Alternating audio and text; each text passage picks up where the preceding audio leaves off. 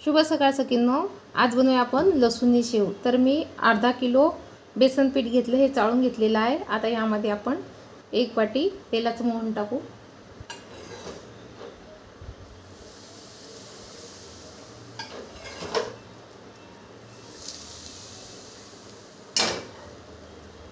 चवीनुसार मीठ टाकायचं आहे।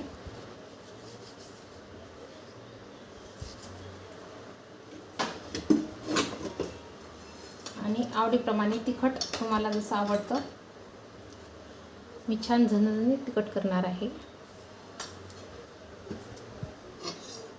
आता हे मिक्स करून घेऊया छान एकजीव।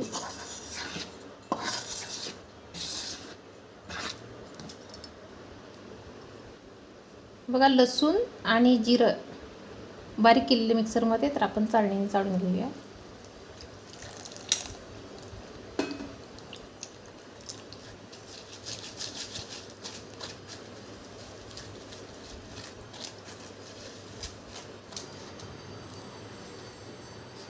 आता हे मिक्स करायचं।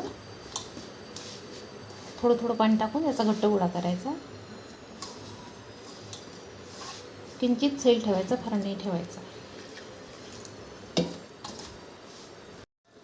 बघा, अशा प्रकारे भिजवलेलं आहे। आता आपण याचे शेव पाडूया।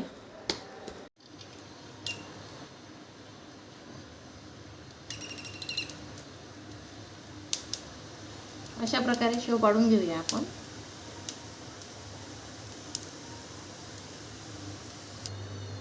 बघा किती छान झालेली आहे शेव। आता आपण सर्व करून घेऊया।